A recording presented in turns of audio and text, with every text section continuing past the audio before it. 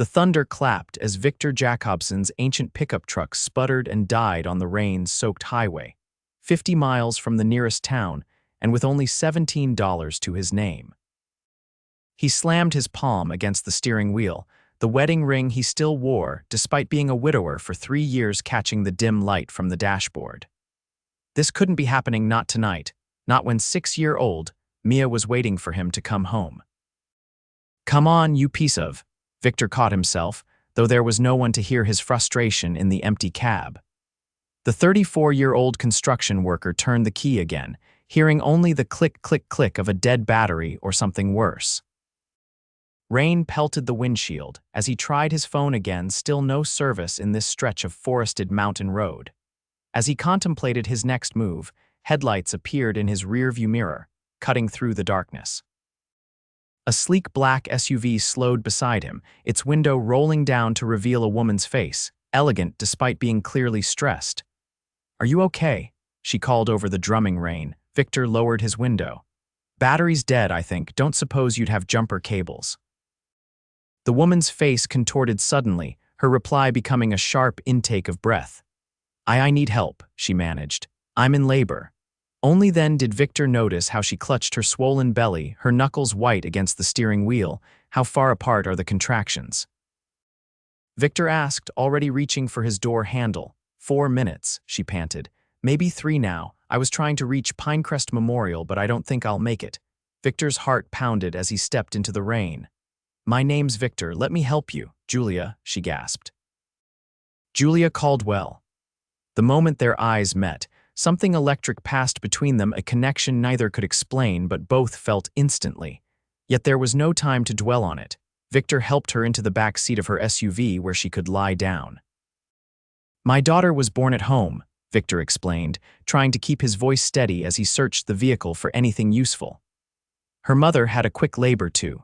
Julia nodded through another contraction, her designer blazer now rumpled, her perfectly styled blonde hair falling across her face. "Phone, in my purse, no service." Victor found a first aid kit, some bottled water, and a few clean towels in the cargo area. "We'll make do, I've got you." As the storm intensified outside, so did Julia's labor. Victor had never expected to deliver a baby beside a mountain highway, but he spoke soothingly, guiding her through each contraction with a calm he didn't know he possessed. "Tell me about yourself," he urged, trying to distract her between pains.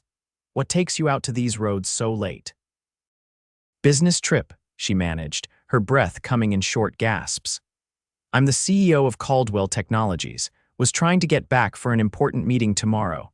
Victor nodded, hiding his surprise. The woman whose baby he was about to deliver ran one of the largest tech companies on the West Coast. Meanwhile, he had been driving home from a construction job that barely paid enough to cover his rent and Mia's after-school care. "And you?" Julia asked, gripping his hand through another contraction. "Construction worker. Single dad. My daughter Mia is with my sister tonight." He smiled reassuringly. Nothing as impressive as CEO. Julia's eyes locked on his. "Being a good father is impressive," she said before another wave of pain hit her.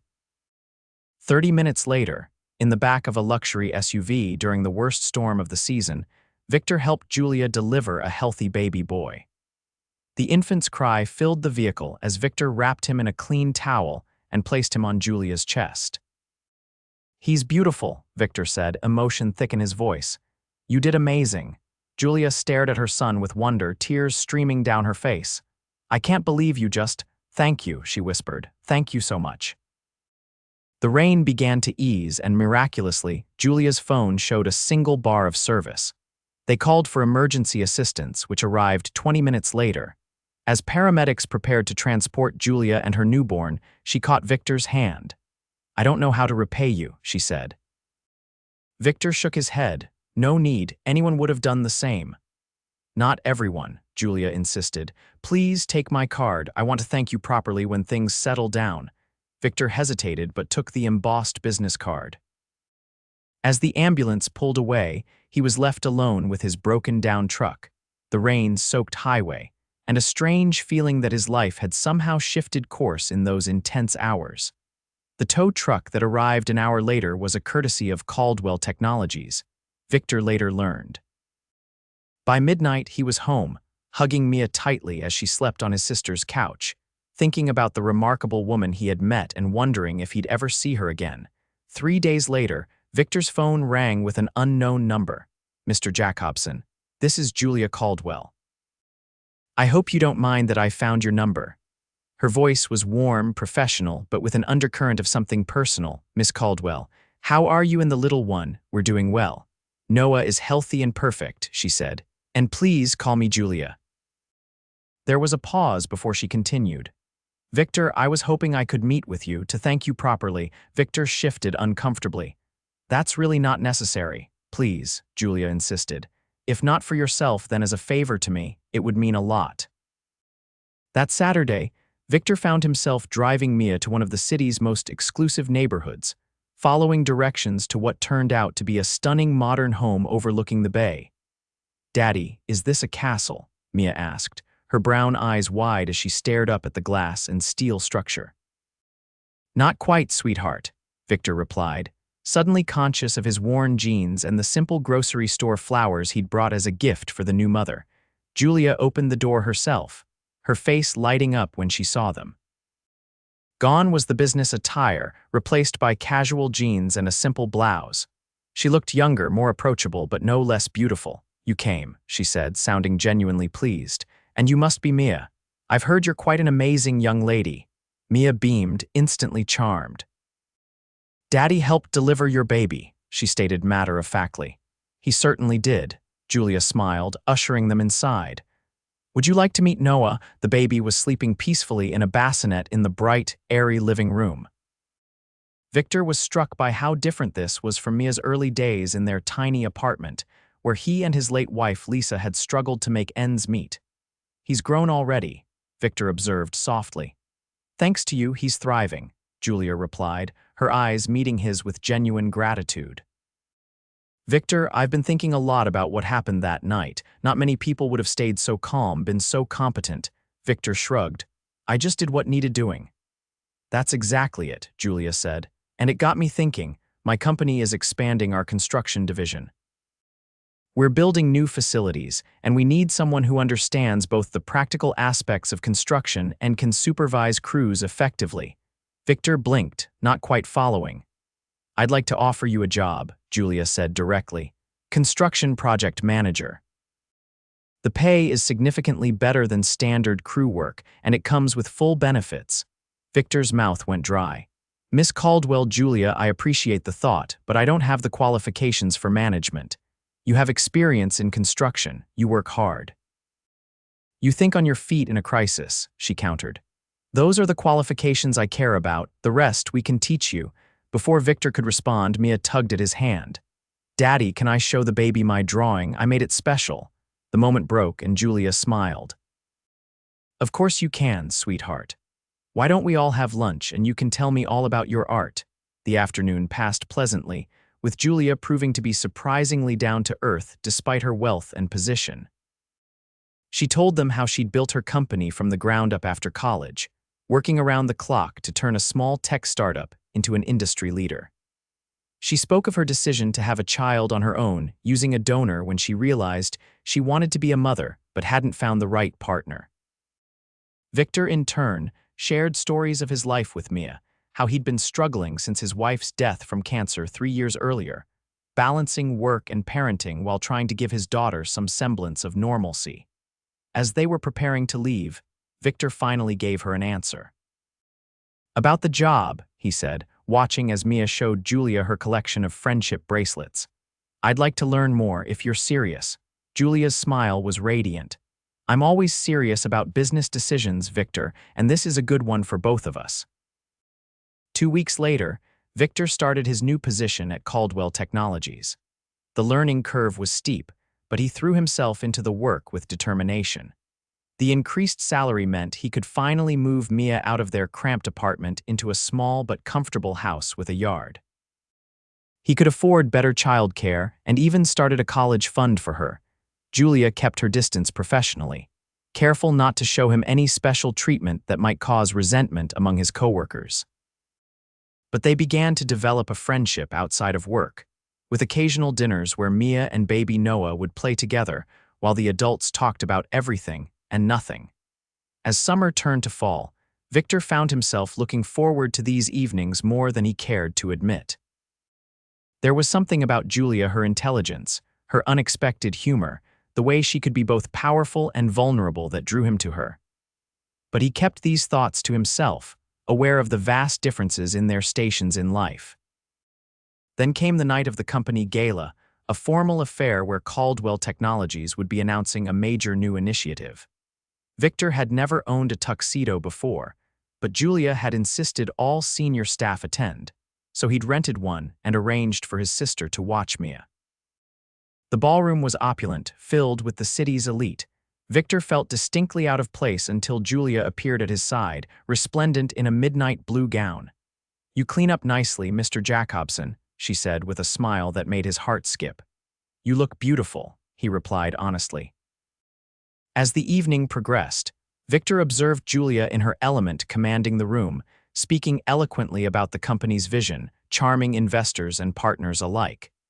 He couldn't help but admire her, even as he felt the distance between their worlds growing. Later, as the event wound down, he found her on a balcony overlooking the city lights, a rare moment of solitude. "Hiding from your adoring public?" he asked, joining her at the railing. Julia laughed softly. "Sometimes I need a minute to just breathe." She turned to him, her expression suddenly serious. "How are you finding it here, Victor? Honestly, it's been life-changing," he admitted. "Mia's happier than I've seen her in years. I'm learning every day. I'm grateful." "But," Julia prompted, sensing his hesitation. Victor paused, choosing his words carefully. "Sometimes I wonder if I belong in this world, your world." "And what world is that exactly?" "The world where people rent out ballrooms and drink champagne that costs more than my first car," he said with a small smile. Julia stepped closer. "Want to know a secret? I grew up in a double-wide trailer. My dad worked at a paper mill, my mom cleaned houses. I got here on a scholarship and sheer stubbornness." Victor looked at her with new eyes. "You never mentioned that. It doesn't come up much in quarterly earnings calls," she shrugged. "But it's who I am. Just like being a devoted father is who you are." Their eyes met, and Victor felt that same electric connection from the night they'd first met. Before he could think better of it, he reached out and touched her cheek. "Julia," he whispered. For a moment, she leaned into his touch. Then, as if catching herself, she stepped back. "We should get back inside. I have to give the closing remarks." The moment passed, but something had shifted between them. In the weeks that followed, they both seemed to be circling each other, aware of a growing attraction but uncertain how to navigate it. Then Noah got sick, nothing serious, just a common cold, but it left Julia exhausted and overwhelmed as she tried to balance caring for him while running her company. When Victor learned she'd canceled an important meeting because her regular nanny was unavailable, he didn't hesitate to call her. "Let me help," he offered. "Mia and I can come over. I've dealt with more childhood colds than I can count." That evening found them in Julia's kitchen, Victor preparing chicken soup from his mother's recipe while Mia entertained a sniffly Noah with puppet shows. Julia watched them, feeling something unfamiliar and warm bloom in her chest. "You didn't have to do this," she said softly. Victor stirred the soup. "You helped me when I needed it most. That's what friends do." "Is that what we are, friends?" Julia asked, her voice carrying a hint of something more. Victor turned to face her. "I think we both know there's more to it than that, at least for me there is." The admission hung between them, fragile and honest. "Victor," Julia began, "I haven't let anyone get close since before Noah. My last relationship ended badly, and then I threw myself into work, into becoming a mother." "I understand," Victor said quickly. "The last thing I want is to complicate your life." "That's just it," Julia said, stepping closer. "You don't complicate it, you make it better. You and Mia both." The soup nearly burned as they shared their first kiss, gentle and questioning at first, then deeper as they acknowledged what had been building between them for months. Daddy's kissing Miss Julia." Mia's voice broke the moment, and they turned to find her standing in the doorway, giggling with her hands over her mouth. Victor blushed, but Julia laughed and winked at Mia. "Is that okay with you, sweetie?" Mia considered this seriously for a moment. "Does this mean Noah can be my brother?" The adults exchanged startled glances, then burst out laughing, the tension broken. Their relationship developed naturally after that night. They took things slowly, mindful of the children and the complexities of blending their lives. Julia learned to love Mia's boundless energy and creativity, while Victor discovered Noah's emerging personality, delighting in the baby's first attempts at crawling and then walking. There were challenges, of course. Some of Julia's board members raised eyebrows at her dating an employee, however senior. Victor sometimes still felt out of place at corporate functions. They argued occasionally about parenting styles, about work-life balance, about the future. But through it all, they found in each other what they'd both been missing. Julia discovered the joy of having a partner who valued her for herself, not her position or wealth, while Victor found someone who understood his dedication to family and supported his growth professionally. 1 year to the day after that stormy night on the highway, Victor took Julia back to the spot where they'd first met. He'd arranged for his truck to be parked there, fully functional this time, and had set up a small picnic on the hood, complete with champagne and the view of sunset over the mountains. "You're very sentimental for such a practical man," Julia teased as he helped her up onto the blanket-covered hood. "Only with you," he replied, taking her hand. "Do you realize what today is?" Julia's expression softened. "How could I forget? You delivered my son and changed my life." "You changed mine too," Victor said quietly. "Before I met you, I was just getting by, doing my best for Mia, but not really living." He reached into his pocket. "I never expected to find love again after Lisa died, never thought I'd want to build a family again." Julia's breath caught as she saw the small velvet box in his hand. "But you and Noah have become as essential to me as breathing," Victor continued, opening the box to reveal a simple but elegant diamond ring. "Julia Caldwell, will you marry me? Will you let Mia and me be your family?" Tears filled Julia's eyes as she nodded, unable to speak for a moment. "Yes," she finally managed. "Yes to all of it." They sealed the promise with a kiss as the sun set over the mountains where their story had begun. Their wedding 6 months later was an intimate affair, held in the garden of their new home, a compromise between Victor's modest tastes and Julia's resources. Mia was the flower girl, proudly escorting her brother, Noah, down the aisle before them. "I never thought I'd find this kind of happiness," Julia whispered during their first dance. "Someone who sees me, not my title or my bank account." Victor held her closer. "I never thought I'd be brave enough to love like this again." As they settled into married life, they faced the usual adjustments of any blended family. Victor formally adopted Noah, while Julia became a second mother to Mia. They established new traditions, finding ways to honor both their pasts while building something new together.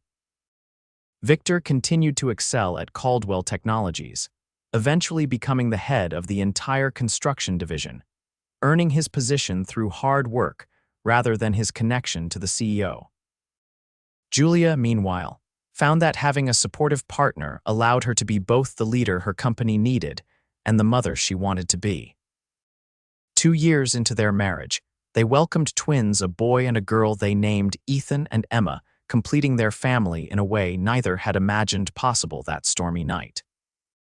On the twins' first birthday, as their extended family and friends gathered to celebrate, Victor found Julia standing at the window, watching Mia, now 10 and fiercely protective of her younger siblings, helping Noah blow bubbles in the garden. "Penny, for your thoughts?" Victor asked, slipping his arms around her waist. "I was just thinking about how unlikely this all is," Julia said, leaning back against him. "If your truck hadn't broken down that night, if I'd taken a different route, if you'd been the kind of person who panicked in a crisis." "Some things are just meant to be," Victor said, kissing her temple. "Though I have to admit, when I woke up that morning, deliver a CEO's baby was not on my to-do list." Julia laughed, turning in his arms to face him. "And fall in love with a construction worker wasn't on mine." "Life's funny that way," Victor said, gazing down at the woman who had transformed his existence. "One minute you're stranded on a highway with $17 to your name, and the next, you're exactly where you're supposed to be," Julia finished for him. Outside, Mia called for them to come see Noah's new trick. Hand in hand, they stepped into the sunshine, moving toward their children, the family they had built together from the most unexpected of beginnings. That night, after the guests had gone and the children were asleep, Victor and Julia sat on their porch swing, watching the stars appear one by one. "Do you ever regret it?" Victor asked suddenly. "Marrying someone who didn't come from your world?" Julia turned to him, surprised. "Never." "Not for a single moment. Why would you ask that?" "Just making sure," he said with a small smile. "Sometimes I still can't believe this is my life." "It's a good life," Julia said, resting her head on his shoulder. "The best life." As they sat together in comfortable silence, Victor thought about the journey that had brought them here from a stormy night and a chance encounter to this moment of perfect contentment. Neither of them could have predicted that a broken-down truck and a baby who couldn't wait would lead to this enduring love, this family, this future they were building together. And as the first star of the evening appeared in the darkening sky, Victor made a silent wish of gratitude for the storm that had changed everything.